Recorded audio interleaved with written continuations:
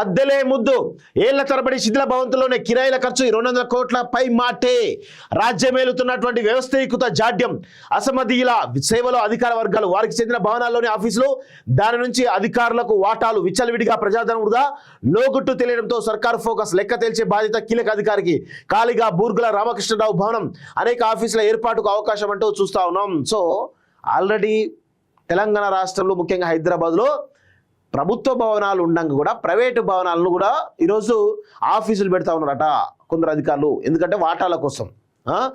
హైదరాబాద్లో ప్రభుత్వ కార్యాలయాల నిర్వహణకు ప్రభుత్వ భవనాలే అనేక ఉన్నాయి. కొత్త సచివాలయ నిర్మాణ కాలంలో తాత్కాలిక సెక్రటరీగా బూర్గుల రామకృష్ణరావు భవన్ పనిచేసింది. ఆ తర్వాత అక్కడి విభాగాలన్నీ కొత్త భవన్కి వెళ్ళిపోయాయి. దీంతో అక్కడ చాలా వరకు ఖాళీగానే ఉన్నాయి. ఇతర ప్రాంతాల్లో అద్దె భవనాల్లోని కార్యాలయాలను ఇక్కడికి తరలించేందుకు అవకాశం ఉన్నది. కొన్ని కార్యాలయాలు మాత్రం ఏళ్ల తరబడి అద్దె భవనాల్లోనే కొనసాగుతున్నాయి. అవి శిథిలావస్థకు చేరుకున్నా వాటిపై సదరు విభాగాల అధిపతులకు ప్రేమ తగ్గడం లేదు. ఆ ప్రేమ వెనుక ఏంటా లోగుట్టు అని లోతుల్లోకి వెళ్ళి చూస్తే అవి కొందరు బడాబాబుల భవనాలని తేలింది. లక్షల్లో అద్దెను అసమర్థీయులకు సమర్పించుకుంటూ అధికారులు వారి సేవలో తరిస్తున్నారని వెల్లడైంది. ఇది రోజు మన కళ్ళ ముందే జరుగుతున్నటువంటి వింత. ఏడాదో రెండేళ్ళు కాదు, ఏకంగా సంవత్సరాల పాటు అదే కథ. మరి ఎవరికి తెలియదా, ఎవరికంటా పడదా అంటే అలా కాదు. అందరి సమక్షంలో అందరూ చూస్తున్నా కానీ జరుగుతున్నటువంటి ప్రజాధనం దోపిడీ. ఈ దోపిడీ వ్యయం ఏడాదికి కనీసం 200 కోట్ల పైమాటే ఉంటుందని అంచనా అంటూ చూస్తా ఉన్నాం. సో అద్దె భవనాలలో ఈరోజు సొంత భవనాలు ఉండడం కూడా అద్దె భవనాలకు వెళ్తున్నారంటే ఈరోజు ఏ విధంగా డబ్బులు అన్యక్రాంతమవుతున్నాయో చూడండి. దీనికి కారణం కొంతమంది అధికారుల అనేటువంటి అనుమానం కూడా బలంగా కదులుతూ ఉంది. సో ఇది నిజంగా తేలాల్సినటువంటి అంశం.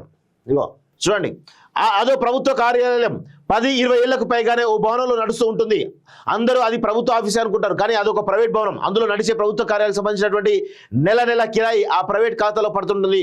హైదరాబాద్లోనే కాదు, ఇదే తరహా తంతు రాష్ట్రంలోని అనేక జిల్లాల్లో యథేచ్ఛగా కొనసాగుతున్నదని సమాచారం. మరి ఇంత వ్యవస్థ నడిపేటువంటి ప్రభుత్వానికి సొంత భవనాలు లేకపోవడం ఏమిటి అనే డౌట్ రావచ్చు, రావాలి కూడా. కానీ మతలబంతా ఇక్కడే ఉంది.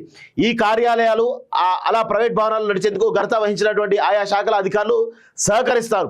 అందుకు గాను ప్రైవేట్ వ్యక్తి ఖాతాలో రెంట్ పడగానే సదరు అధికారి జేబులోకి కొంత మొత్తం వెళ్తుందని విశ్వసనీయ వర్గాలు చెబుతున్నాయి. ఇవి చిన్న మొత్తాలు అయినప్పటికీ నిరంతరంగా జీవనదిలా నెల వచ్చి పడతాయన్నమాట. హైదరాబాద్ నగరం నడిబొడ్డున ఉన్నటువంటి బూర్గుల రామకృష్ణ భవనంలో చాలా ఫ్లోర్లు ఖాళీగా ఉంటాయి.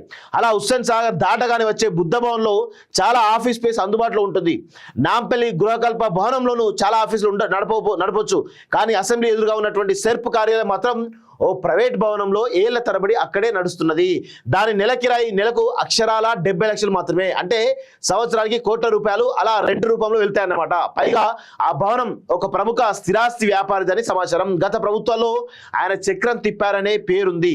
అలా లెక్క వేసుకుంటూ పోతే అంతులేదు. ఈ భవనాల కథకు రాజధాని centre point Khairatabad MRO office నడిచేది కూడా ఒక ప్రైవేట్ భవనంలోనే. ఇలా రాష్ట్ర వ్యాప్తంగా వందలు వేలలో ప్రభుత్వ కార్యాలయాలు ప్రైవేట్ భవనాల్లో నడుస్తున్నాయని తెలుస్తున్నది. అనేక కార్యాలయాలు అద్దె భవనాల్లోనే తెలుస్తూ ఉంది. దీనికి సంబంధించి మనం తెలుసుకోవాల్సిన విషయం ఏంటంటే, చాలా విషయాలు కూడా మనం తెలుసుకోవాల్సిన విషయం ఏంటంటే, అందరూ కూడా అద్దె భవనాల్లో ఉంటూ ఈరోజు అధికారులు కొంతమందికి లంచాలు సమర్పిస్తున్నట్లు చాలా స్పష్టంగా అర్థమవుతా ఉంది.